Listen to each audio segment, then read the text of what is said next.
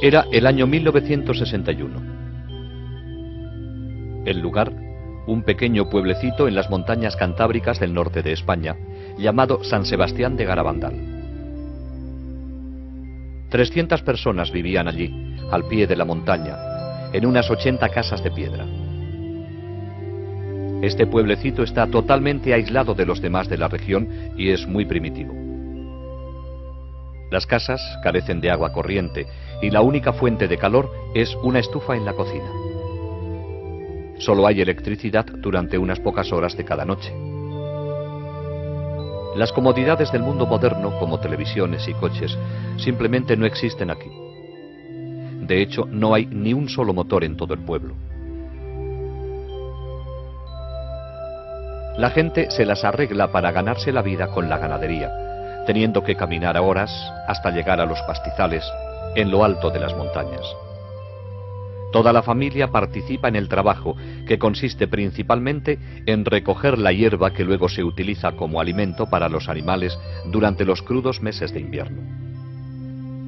Aunque Garabandal es el pueblo más pobre de la región, es también el más religioso. Todos los días, una de las mujeres del pueblo va por las calles haciendo sonar una campana para recordar a los habitantes rezar por los difuntos. Todas las noches, la gente se reúne en la pequeña iglesia para rezar el rosario y las letanías de la Santísima Virgen María. Los fines de semana, el párroco de Cosío hace el difícil viaje a caballo hasta Garabandal para celebrar la Santa Misa y oír las confesiones. Este era Garabandal en 1961. Era tan solo una sencilla población cantábrica que había permanecido sin cambios durante décadas, tal vez siglos. Y era de esperar que permaneciera así para siempre.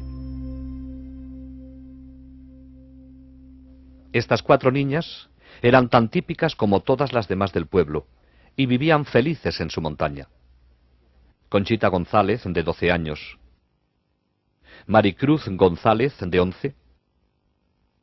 Jacinta González, de 12, y Mariloli Mazón, también de 12 años. Aunque 3 de ellas tienen el mismo apellido, no son parientes cercanas. Aún no había empezado a anochecer la tarde del 18 de junio de 1961, cuando las 3 niñas decidieron divertirse un poco cogiendo manzanas del árbol del maestro de la escuela en las afueras del pueblo. Con alegres risas cogieron las manzanas y se refugiaron en el camino rocoso que conduce a una pequeña arboleda de pinos en una colina cercana que mira hacia el pueblo. De repente, mientras se deleitaban comiendo las manzanas, oyeron un sonido como de trueno.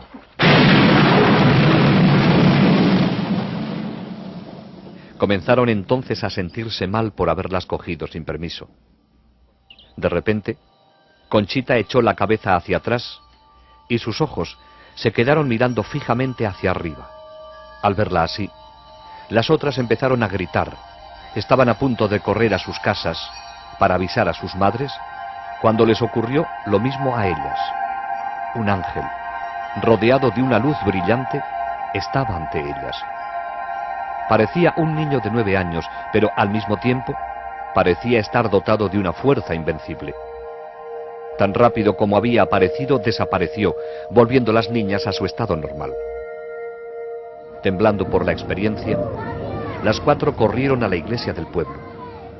Un amigo las vio y les preguntó la razón de su palidez. «Es porque acabamos de ver un ángel», contestaron. Al poco tiempo, todo el pueblo hablaba sobre lo ocurrido, aunque nadie creía que realmente hubieran visto un ángel. Durante los siguientes días, las niñas vieron nuevamente al ángel y él les habló la primera vez el 1 de julio. ¿Sabéis por qué he venido? Es para anunciaros que mañana la Santísima Virgen se os aparecerá como Nuestra Señora del Monte Carmelo.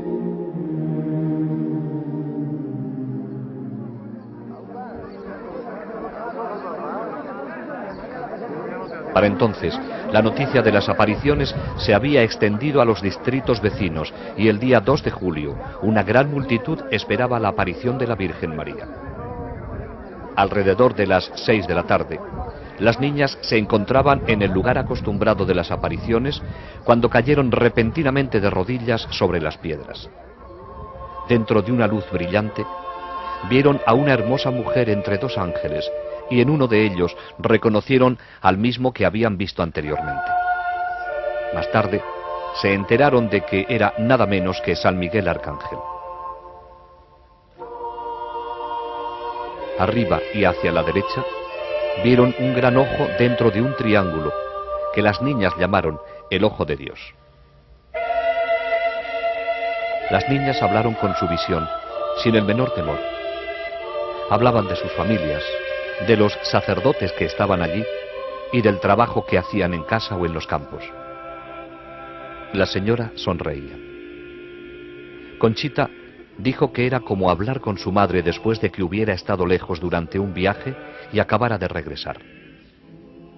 Después del éxtasis, la gente naturalmente quiso saber cómo era la señora. En su diario, Conchita nos da esta descripción. La Virgen viene con un vestido blanco, manto azul, corona de estrellucas doradas. No se le ven los pies. Las manos estiradas con el escapulario en la derecha. El escapulario es marrón.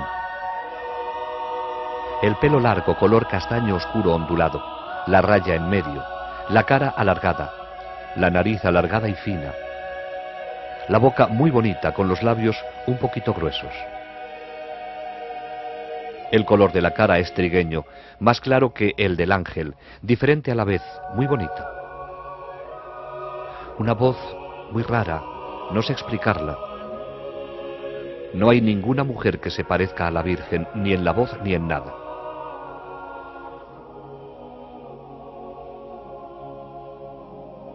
Pero existía un propósito detrás de estas apariciones de la Santísima Virgen.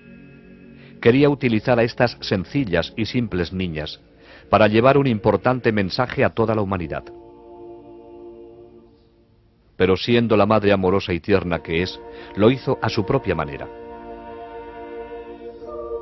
En su segunda visita vino con su pequeño niño en brazos, llenándose ellas de felicidad al ver al sonriente niño Jesús. Durante estas primeras apariciones, se vio a las niñas levantando pequeñas piedras hacia el cielo. Dijeron luego que la Virgen las besaba, pero añadieron que prefería besar objetos religiosos. La gente respondió entonces entregándoles rosarios, medallas, crucifijos y anillos de matrimonio, práctica que habría de continuar durante el transcurso de los acontecimientos. El 4 de julio, María les reveló su mensaje, diciéndoles que no deberían hacerlo público hasta el 18 de octubre.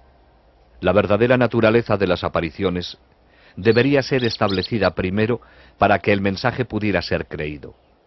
Se necesitaba una prueba, y pruebas habría en abundancia. Varios médicos hicieron pruebas a las niñas durante los éxtasis. Encontraron que estaban rígidas, frías como piedras e insensibles al dolor. También experimentaban un cambio increíble en su peso. 2 hombres apenas podían levantar a una de ellas del suelo, mientras que ellas se levantaban entre sí con toda facilidad para besar a la señora de las apariciones. Las niñas sabían cuándo iban a tener una aparición mediante una serie de 3 llamadas interiores que se hacían progresivamente más intensas. Después de la última, salían corriendo llenas de felicidad a su encuentro celestial. Las llamadas tenían lugar a cualquier hora del día o de la noche, pero si las niñas se habían ido ya a la cama, entonces la Virgen respetaba su sueño. Conchita debió permanecer muchas noches en vela, esperando la última llamada de la Virgen. Hacia finales de julio, la frecuencia de las apariciones había aumentado a 2 o más en un solo día, con una duración desde 10 minutos hasta varias horas. Las caras de las niñas se transfiguraban, adquiriendo una belleza sobrenatural. Algunos observadores se impresionaban tanto con esto que les resultaba difícil mirarlas. Agosto comenzó con nuevos fenómenos. Durante las apariciones, cuando estaban de rodillas, Se las podía ver caer de repente hacia atrás hasta que sus cabezas tocaban el suelo. A veces caían al unísono, en perfecta sincronización, formando bellas esculturas. Merece la pena mencionar que nunca se les subió la ropa indecorosamente. En ocasiones caían totalmente rectas hacia atrás, dando un fuerte golpe seco en el suelo que horrorizaba a los espectadores, pero nunca se hicieron daño, levantándose luego sin el apoyo de sus manos o brazos. Comenzaron entonces los éxtasis ambulatorios, hacia adelante o hacia atrás y a través del pueblo, durante los cuales mantenían los ojos fijos hacia arriba todo el tiempo. Véase cómo el pie de Mariloli evita cuidadosamente una piedra del camino. A veces se movían tan rápido que ni los más jóvenes del pueblo, corriendo a toda marcha, podían alcanzarlas. Al terminar la carrera, no estaban cansadas ni sudorosas y sus pulsos eran totalmente normales. Durante estas carreras extáticas solían detenerse instantáneamente, desafiando las leyes de la física, mientras que los que trataban de seguirlas pasaban junto a ellas incapaces de detenerse tan rápido. Las niñas siempre llevaban crucifijos en las manos y los ofrecían para ser venerados a aquellos que estaban a su alrededor. Nunca sabían quién besaba el crucifijo, ya que durante los éxtasis solo veían a su visión y a ellas mismas. Por orden de la Virgen, sostenían el crucifijo para que lo besase aquel que María deseara. En una ocasión, después del éxtasis, Conchita se enteró de que todos los que habían besado el crucifijo eran sacerdotes vestidos de seglares.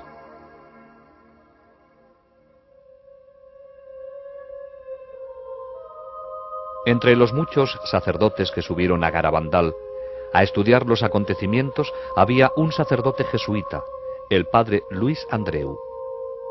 Era un joven brillante profesor de teología, con la reputación de ser también un santo.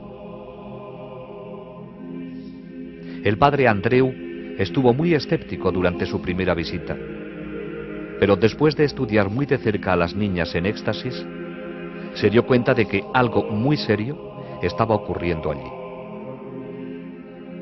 El 8 de agosto de 1961, el padre Andreu hizo otra visita al pueblo. Esa noche estaba entre la multitud de gente en Los Pinos, donde las visiones tenían lugar frecuentemente. De repente, su cara se puso tensa. Gruesas gotas de sudor se formaron sobre su frente y exclamó: ¡Milagro! ¡Milagro! ¡Milagro! ¡Milagro! A la mañana siguiente, en el camino a casa con unos amigos, dijo: «¿Qué regalo me ha dado la Virgen? Qué afortunados somos de tener una madre como ella en el cielo. Este es el día más feliz de mi vida». Profirió entonces un leve sonido como de tos e inclinó la cabeza. El padre Andreu había muerto. Durante una visión posterior, la Santísima Virgen dijo a las niñas que el 8 de agosto el padre Andreu no solo la había visto a ella, sino también a una visión de lo que será el gran milagro. Uno de los lugares que las niñas visitaban más frecuentemente durante los éxtasis era la iglesia del pueblo, donde entraban para orar ante el sagrario. Esto desafortunadamente traía problemas. La multitud que las seguía creaba tal desorden que finalmente tuvo que ser impartida una prohibición y se cerraron las puertas de la iglesia. En lo sucesivo, las visitas de las niñas las condujeron solo hasta las puertas cerradas. Como ejemplo de obediencia al obispo, María no las condujo nunca más al interior de la iglesia. A comienzos de octubre de 1961, los éxtasis de las 4 niñas tenían a todos perplejos. Una vez que entraban en éxtasis, nada podía sacarlas de él. Se las podía pinchar con alfileres, podían ser quemadas con cerillas y se les podía echar arena a los ojos sin que nada tuviera efecto alguno.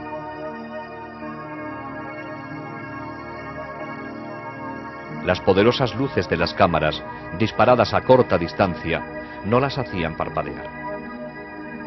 En sus marchas hacia adelante y hacia atrás, se movían con precisión y velocidad, sin siquiera mirar hacia dónde iban. Eran especialmente impresionantes sus descensos nocturnos hacia atrás, desde los pinos hasta el pueblo, a velocidades increíbles.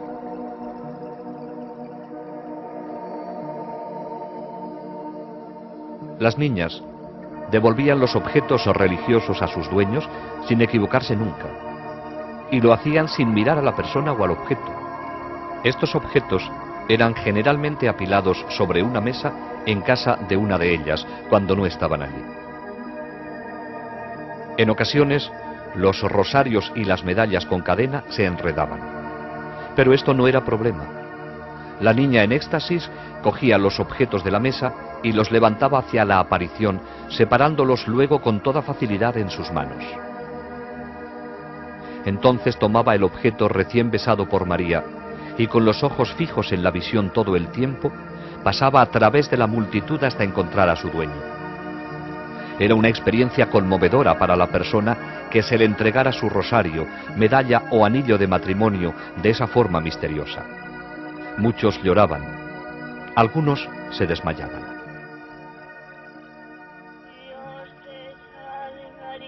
Durante los éxtasis, las niñas lloraban como nunca lo habían hecho antes.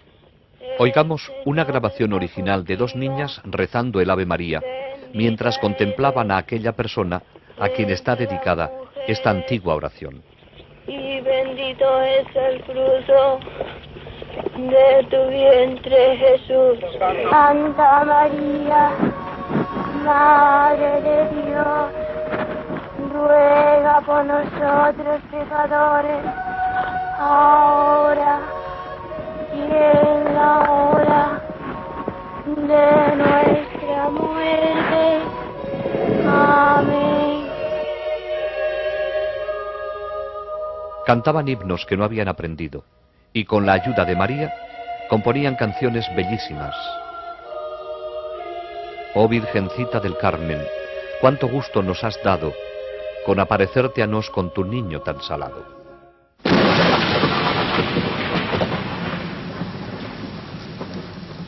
Finalmente llegó el 18 de octubre, el día en que las niñas habrían de anunciar el tan esperado mensaje de la Santísima Virgen. Era un día de apariencia apocalíptica, con rayos y truenos, lluvia y frío. No obstante, cientos de personas hicieron el sacrificio de estar allí en ese día tan importante. El tiempo pasó y muchos se fueron. Finalmente, el mensaje fue leído en voz alta en los pinos, a la multitud que aún permanecía allí. Hay que hacer muchos sacrificios, mucha penitencia, visitar al Santísimo. Pero antes tenemos que ser muy buenos. Y si no lo hacemos nos vendrá un castigo. Ya se está llenando la copa, y si no cambiamos, nos vendrá un castigo muy grande.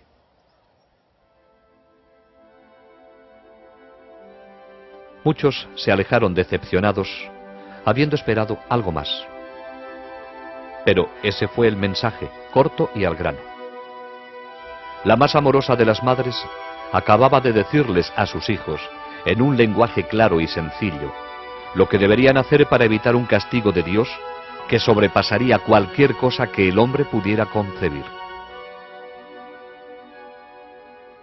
Los éxtasis de las 4 niñas continuaron hasta entrados los meses de invierno. Las llamadas vendrían a cualquier hora, de día y de noche. La Santísima Virgen tomaba muy en serio lo que había dicho en su mensaje acerca de la penitencia y el sacrificio. Pero una vez que las niñas habían entrado en éxtasis, no sentían nada. Durante una copiosa nevada, grandes copos de nieve se acumularon sobre los brazos extendidos de Conchita, quien no se percató de ello. En otra ocasión, durante una granizada, no se le afectaron los golpes de granizo que recibió sobre los ojos abiertos. Las visitas de la Santísima Virgen y de San Miguel continuaron durante la primavera y el verano de 1962. San Miguel les traía la comunión invisible en aquellos días en que no había un sacerdote disponible para hacerlo. Les enseñó cómo hacerlo con respeto. Primero venía la preparación, luego la comunión y por último la acción de gracias. Pero los sacerdotes se mostraban escépticos acerca de estas comuniones invisibles. ¿Cómo podían ellas recibir la comunión de un ángel cuando solo un sacerdote tiene la potestad de consagrar? Las niñas se lo preguntaron al ángel, quien les contestó que él tomaba las hostias de los tabernáculos de la tierra. No existía un solo lugar en el mundo que pudiera compararse ni remotamente con Garabandal durante esa época. La Santísima Virgen parecía haberse apoderado del pueblo entero. Conducía a las niñas por todas y cada una de sus calles. En ocasiones cantaban el rosario mientras caminaban junto con las personas que las acompañaban. Todos los hogares fueron visitados. Cuando las niñas, durante un éxtasis, llegaban a una casa en la que había alguien enfermo en cama, se arrodillaban para rezar ofreciéndole el crucifijo. Al entrar en la casa de alguien que hubiese enviudado, recitaban oraciones delante de la foto del difunto o hacían la señal de la cruz sobre la cama vacía. También iban al cementerio, donde extendían el crucifijo a través de las barras de la reja de entrada.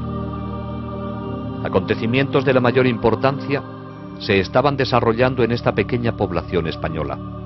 Aunque nadie se dio cuenta en ese momento, la Santísima Virgen María nos estaba preparando para la tormenta que estaba a punto de desencadenarse sobre la Iglesia. Ella había venido personalmente para reafirmar todas las verdades y enseñanzas de la Iglesia. Todo cuanto María hizo con las niñas estaba infundido de profundo significado para todos los cristianos. Durante los éxtasis, oraban en las más variadas posiciones, de rodillas, de pie, sentadas, caminando o acostadas. La Virgen nos estaba recordando que podemos estar siempre con Dios y con ella, sin importar dónde estemos ni lo que estemos haciendo. Nuestro Señor y nuestra Madre del Cielo quieren formar parte de todo cuanto hacemos, tanto si estamos en casa, en nuestro trabajo o conduciendo un coche. Cuando los taxis que traían a la gente a Garabandal aparcaban en el pueblo, las niñas en éxtasis se acercaban y trazaban la señal de la cruz sobre el parabrisas con los crucifijos. Nada era insignificante para la Virgen. Se interesa hasta por nuestras vacas, dijo una vez Mariloli después de un éxtasis. María nos enseñó a través de las niñas cómo debemos actuar con nuestros vecinos.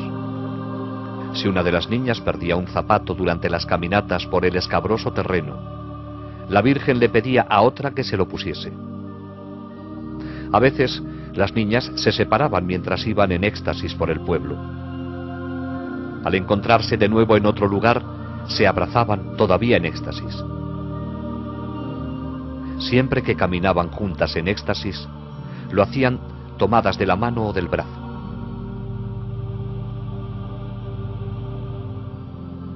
¿Y quién era esta señora de luz, actuando tan poderosamente en la pequeña población de Garabandal?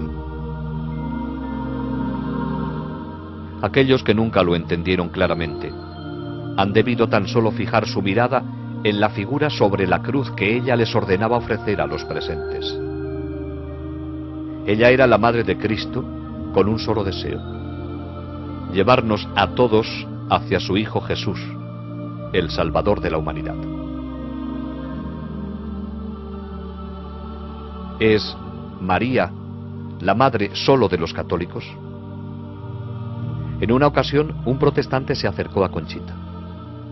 Quería saber si podría besar el crucifijo la próxima vez que ella lo ofreciera para ser venerado durante un éxtasis. Conchita, que había sido educada en un ambiente totalmente católico, se lo preguntó con preocupación a la Virgen durante la siguiente aparición. María dirigió su mirada al hombre y dijo: «Él es mi hijo también». Y actuando a través de la niña, hizo llevar el crucifijo a los labios del protestante. Ante todo esto, las niñas debieron sentir que estaban en la antesala del cielo, pero no habría de ser así. Ellas, como todos los demás, tenían todavía sus vidas por vivir, en un mundo real y difícil, cada vez peor con cada día que pasa. El 19 y 20 de junio de 1962 fueron 2 días que difícilmente podrán ser olvidados en los anales de Garabandal. Durante un éxtasis se oyó gritar de terror a las niñas. Se había levantado el velo, permitiéndoseles dar una mirada a los acontecimientos del futuro. Vieron confusión por todas partes y a la Iglesia perseguida en un mundo dominado por el comunismo. En el momento en que las cosas eran peores, se les dijo que Dios enviará un aviso sobrenatural que será sentido por todas las personas de la tierra. Entonces, a pesar de hallarse en la presencia de la Santísima Virgen, se sintieron sobrecogidas de terror al ver escenas del futuro castigo que será enviado por Dios si el mundo no cambia después del aviso y el milagro. A pesar de que, a petición de la Santísima Virgen, las personas que estaban allí, casi todo el pueblo, habían permanecido a alguna distancia de las niñas, se sintieron tan sobrecogidos por los gritos y las expresiones de las niñas que al día siguiente el pueblo entero confesó y comulgó.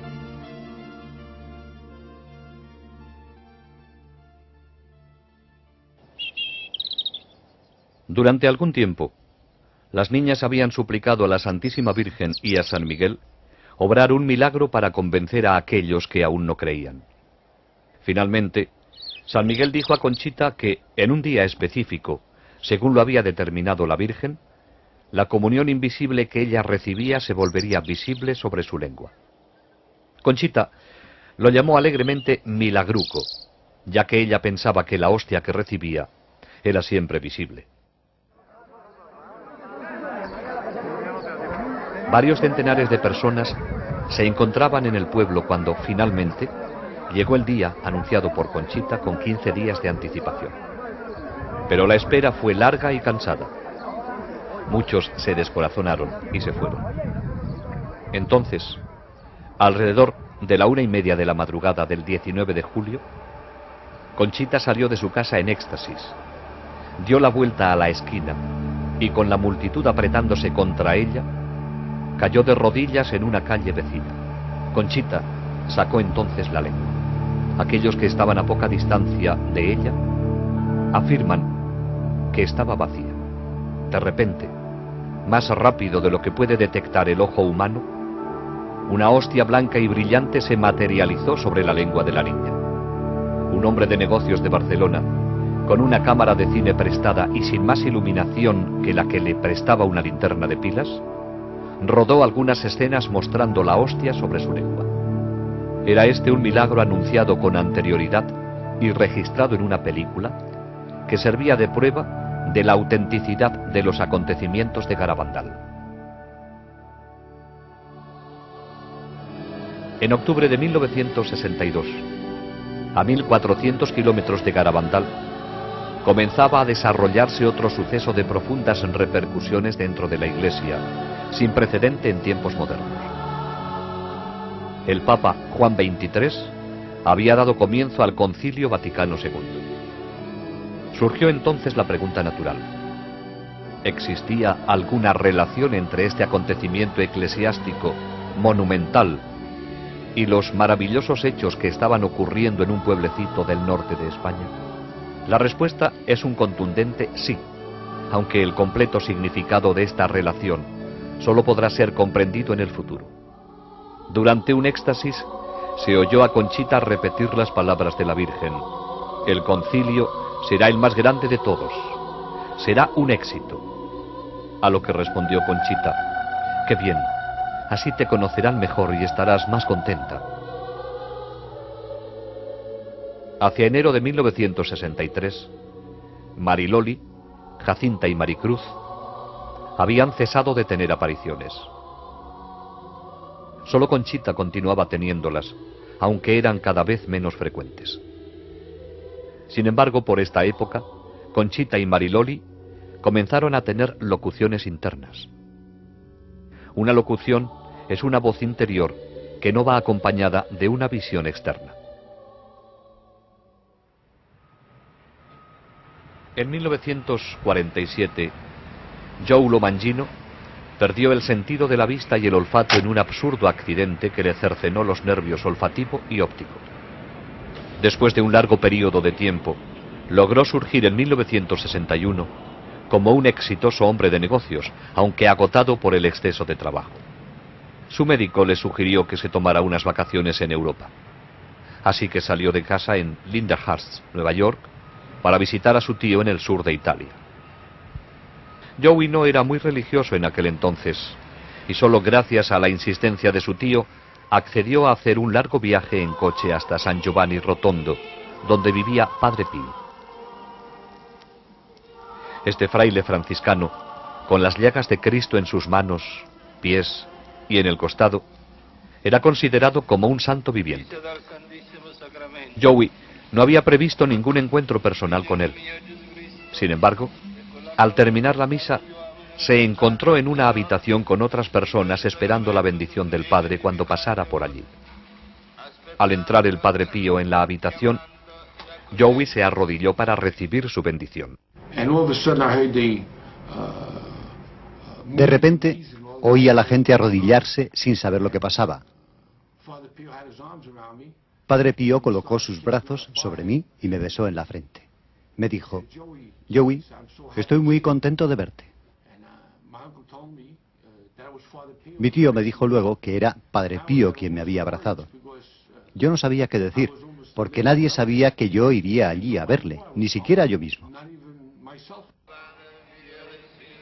Joey quedó profundamente impresionado y 2 años más tarde regresó a San Giovanni. Esta vez decidió confesarse con Padre Pío. Fui al confesionario en que estaba el Padre Pío y me arrodillé en el reclinatorio con el Padre Pío sentado frente a mí. Me tomó la mano, así. Yo estaba asombrado pensando en los confesionarios americanos con paneles.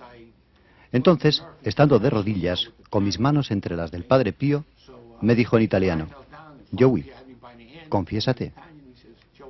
Y para ser franco, estaba entristecido porque no estaba llevando una vida adecuada. Me quedé atónito. No supe qué decir. Entonces, el Padre Pío me tomó la mano, así, y me dijo: confiésate. Pero de nuevo encontré muy difícil hablarle. Entonces, en perfecto inglés me dijo: Joey, ¿recuerdas cuando estuviste en un bar con una mujer llamada Bárbara? ¿Recuerdas los pecados que cometiste? Y en perfecto inglés pasó a decirme las personas con las que había estado, los sitios a los que había ido y los pecados que había cometido. Naturalmente, estaba sudando, pero Dios me concedió la gracia de entender que si tenía que soportar todo aquello para volver a ser feliz, merecía la pena. Creía realmente que el Padre Pío podría ayudarme. Entonces, cuando llegó al fondo de todos mis pecados, después de lo que me parecieron 1000 años, me dijo en italiano: ¿estás arrepentido? Y yo le dije: sí, lo estoy, Padre Pío. Entonces me dio la absolución. Los ojos me daban vueltas en la cabeza y comencé a frotarlos, así. La cabeza me daba vueltas y yo seguía frotándome los ojos. De pronto, mi mente se aclaró totalmente y me puso su mano estigmatizada sobre los labios, así. Besé su estigma y me dio una ligera palmada en la cara, diciéndome en italiano: Joey, un poco de paciencia y valor, y vas a estar bien. Tenía 33 años, pero me sentía como si tuviera 16. Tenía el firme propósito de corregirme, lamentaba todos los pecados que había cometido durante mi vida. Me sentía tan bien y tan limpio que no quería involucrarme con nadie por temor a que, solo al hablar, pudiera perder la gracia que había recibido. Pero aún había una gracia más para Joey, mientras se arrodillaba con otras personas para recibir la bendición del Padre Pío. Cuando tuve el accidente aquí, en 1947, perdí el sentido del olfato. Todo esto está suturado. Y esta es una fractura de 3 pulgadas sobre la frente. No solo perdí mis ojos, sino el olfato. Cuando me arrodillé para recibir la bendición del Padre Pío, sentí una fragancia de rosas que provenía de la sangre de sus manos. Al percibirla me sorprendí y me eché hacia atrás contra la pared, con los brazos levantados, así. para protegerme. No sabía qué pasaba. Padre Pío bajó mi mano y me dijo en italiano: Joey, no tengas miedo. Y me tocó así, en el puente de la nariz. Mi sentido del olfato fue restablecido después de estar sin él desde el día del accidente, en junio de 1947, 16 años atrás. Joey estaba lleno de paz y felicidad y no quería abandonar San Giovanni. No obstante, su compañero de viaje le recordó que tenían el compromiso de pasar parte de sus vacaciones en un lugar llamado Garabandal. Cuando Mario me recordó que teníamos que irnos a Garabandal, le dije: Mario, ¿cómo sabemos que es verdad? A lo mejor no es una aparición verdadera.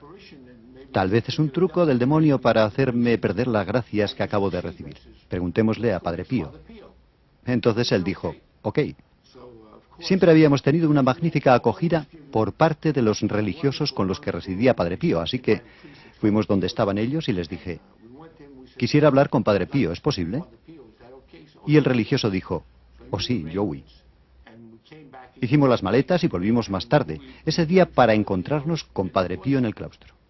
Al arrodillarme, le dije al Padre Pío: ¿es cierto que la Virgen se está apareciendo a 4 niñas en Garabandal? Y él dijo: sí.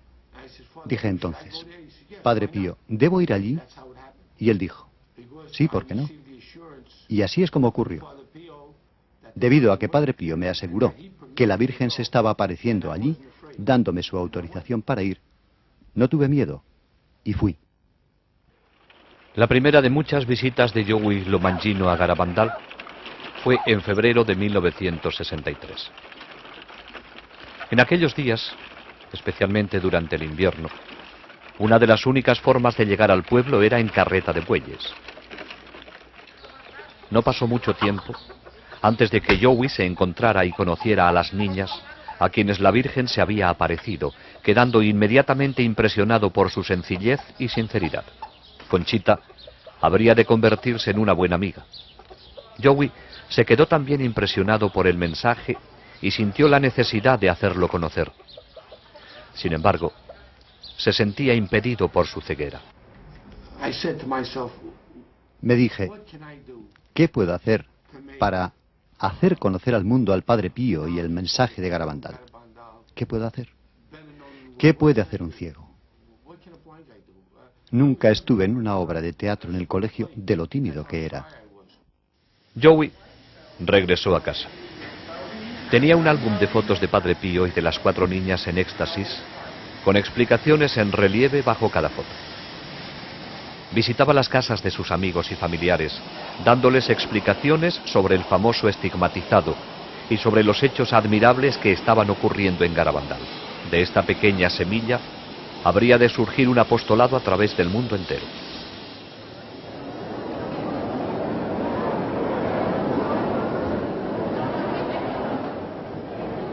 A comienzos de junio de 1963, Conchita asombró a todos con la profecía de que, después del Papa Juan XXIII, habría solo 3 papas más, y que entonces vendría el fin de los tiempos, aunque no el fin del mundo.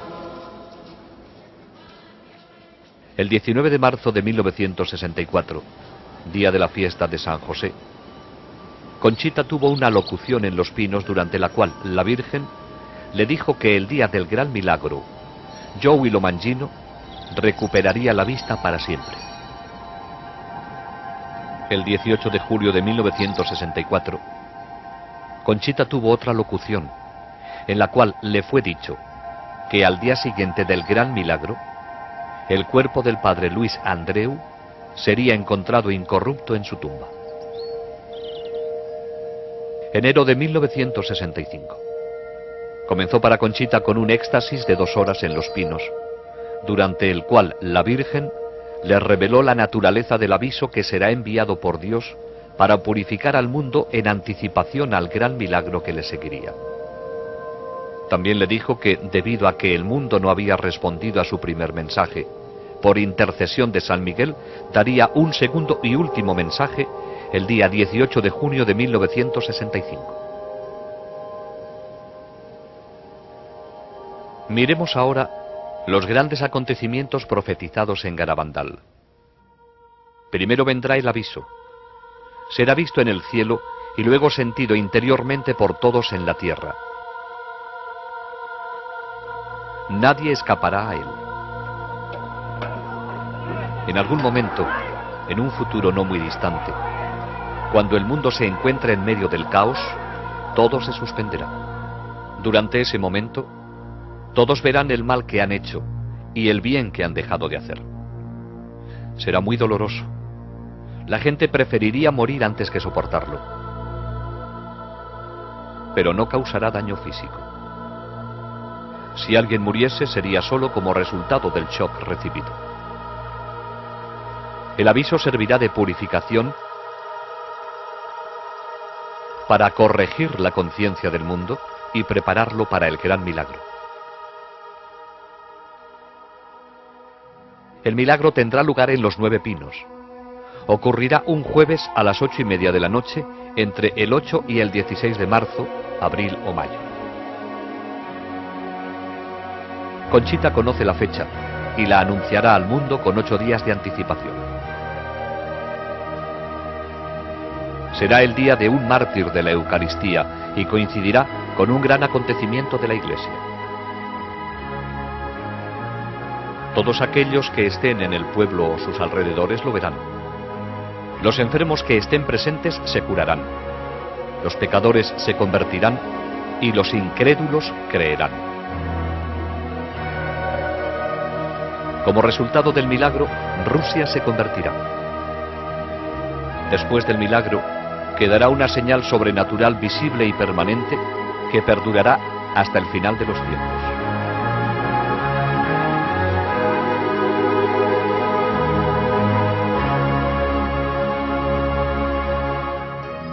Si después del milagro el mundo no cambia aún, entonces Dios enviará un castigo. Será peor que cualquier cosa que el hombre pudiera imaginar y estará en línea con lo que merezcamos por nuestros pecados.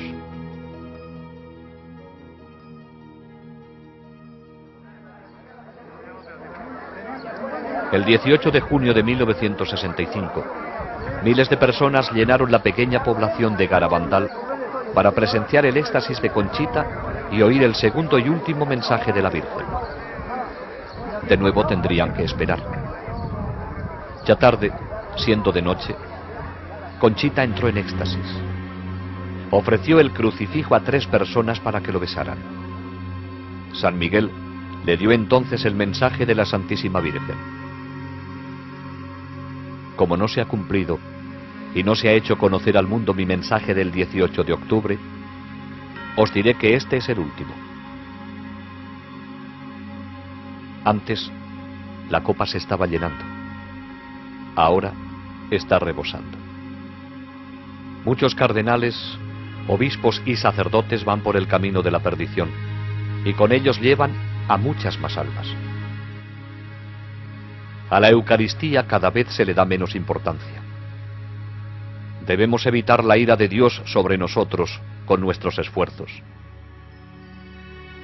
Si le pedís perdón con vuestras almas sinceras, Él os perdonará. Yo, vuestra madre, por intercesión del Arcángel San Miguel, os quiero decir que os enmendéis. Ya estáis en los últimos avisos. Os quiero mucho y no quiero vuestra condenación. Pedidnos sinceramente y nosotros os lo daremos. Debéis sacrificaros más. Pensad en la pasión de Jesús.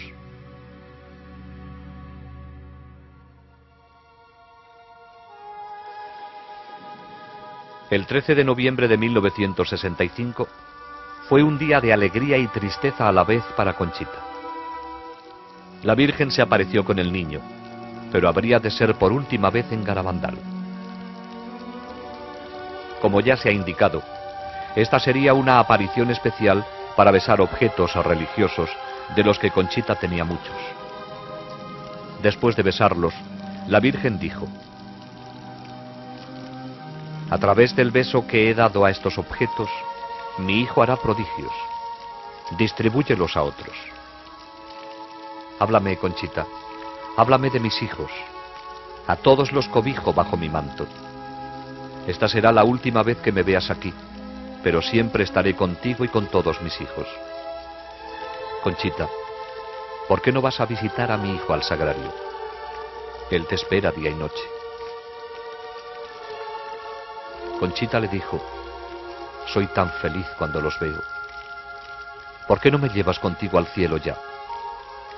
A lo cual ella respondió, ¿recuerdas lo que te dije el día de tu santo? Cuando te presentes ante Dios, tus manos deberán estar llenas de buenas obras, hechas para tus hermanos y para su gloria. En este momento, tus manos están vacías.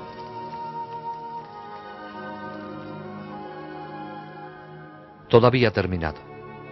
Los momentos felices en los que Conchita había estado con su Madre Celestial y con el niño Jesús habían concluido, aunque todavía sentía su presencia. Conchita dijo, han dejado mi alma llena de paz y felicidad, con un gran deseo de vencer mis faltas y amar con todas mis fuerzas los corazones de Jesús y María, que tanto nos aman. Lo que la Virgen dijo acerca de los objetos besados se ha vuelto realidad. Continúan recibiéndose informes de todo el mundo sobre casos de curaciones físicas y de otros favores recibidos. Muchos de ellos han venido de una medalla que Conchita dio a Joey Lomangino y que ha sido venerada por miles de personas en todo el mundo durante los muchos años de actividad apostólica de Joey. ¿Y qué dice la ciencia de los acontecimientos de Garabandal? Más de 40 médicos han examinado a las niñas en diferentes momentos. El pediatra Dr. Celestino Ortiz las estudió durante 22 días consecutivos. Fuera de los éxtasis las encontró normales y equilibradas. Sobre sus éxtasis dijo, permanecer en silencio sería una auténtica cobardía científica. No encontramos ninguna explicación satisfactoria para tales fenómenos. El doctor Ricardo Ponsernó era un neuropsiquiatra de reconocimiento internacional, en el clímax de su carrera. Efectuó los más exhaustivos exámenes a las niñas en un período de 12 días. Sus conclusiones: la cantidad y calidad de los fenómenos excluyen cualquier explicación natural. Dijo, desde un punto de vista estrictamente científico, no se puede negar la posibilidad de un origen sobrenatural en todos estos fenómenos. Otro eminente psiquiatra, conectado a los acontecimientos, es el doctor Luis Morales. En 1961 tenía su propia clínica en Santander, donde el obispo le nombró jefe de la comisión creada para estudiar las apariciones. En ese momento, él no creía en el origen sobrenatural de estas. Más tarde, el mismo doctor Morales sorprendió al cambiar su opinión original. El 30 de mayo de 1983, con autorización del obispo de Santander, dio una conferencia pública en el salón de actos más grande de Santander. Durante la misma, expuso ante la multitud las razones por las cuales estaba convencido de que las apariciones de Garabandal eran dignas de crédito.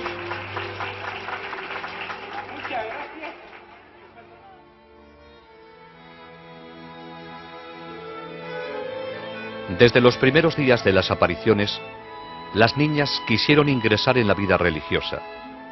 Sin embargo, esto no ocurriría.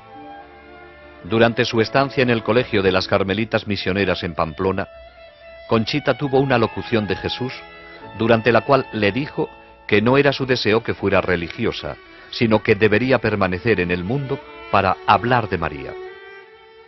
Hoy día, las 4 videntes se han casado. Conchita, Jacinta y Mariloli se casaron con norteamericanos y viven en Estados Unidos. Maricruz permaneció en España y en 1971 se casó con Ignacio Caballero. Viven en Avilés y tienen 4 hijos. Conchita se casó en 1973 con Patrick Kina de Nueva York, donde viven con sus 4 hijos. Mariloli se casó en 1974 con Francis Lafleur, de Massachusetts. Tienen 3 hijos.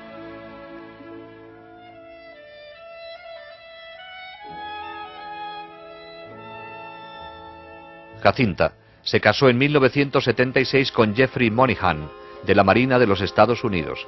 Tienen una hija.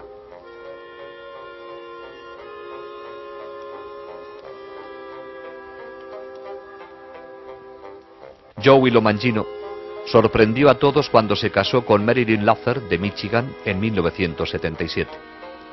Joey continúa su labor de apostolado en Nueva York como esposo y padre de 2 hijos, Joseph y John.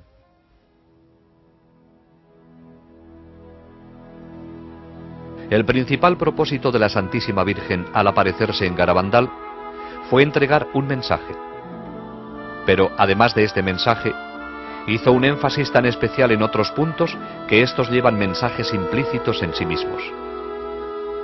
La especial importancia de la Santa Eucaristía fue resaltada con la comunión invisible que San Miguel daba a las niñas y por el milagro de la hostia visible, al igual que por las muchas visitas al Santísimo Sacramento. Se pudo observar que, durante estas visitas, las niñas nunca dieron la espalda al sagrario, incluso saliendo de la iglesia caminaban hacia atrás. Durante todo el período de acontecimientos, la Virgen urgió constantemente a rezar por los sacerdotes. La Virgen escogió aparecerse bajo la advocación de Nuestra Señora del Monte Carmelo, estrechamente ligada al escapulario marrón. Habló de su importancia y lo llevó siempre en su brazo durante las apariciones. El escapulario es un signo de consagración a Nuestra Señora bendita. Aquellos que lo lleven con fe y devoción pueden estar seguros de su maternal protección durante los terribles días en que vivimos y en el momento de la muerte. El rosario fue algo muy importante dentro de los acontecimientos de Garabandal. María no les pedía a las niñas que lo recitaran durante las apariciones, se lo ordenaba. Les enseñó primero los misterios y luego cómo decir las oraciones lentamente, pensando en lo que decían. Una vez que lo aprendieron, solo las acompañaba durante el gloria. El significado de los sacramentales, como crucifijos, rosarios, medallas y anillos de matrimonio, fue subrayado por el deseo de la Virgen de besarlos, impartiendo a través de ellos gracias especiales de curación y conversión. El mensaje de Garabandal es la respuesta del cielo a la crisis de hoy. La decisión es nuestra ahora. El futuro de nuestra generación dependerá de cómo respondamos a él.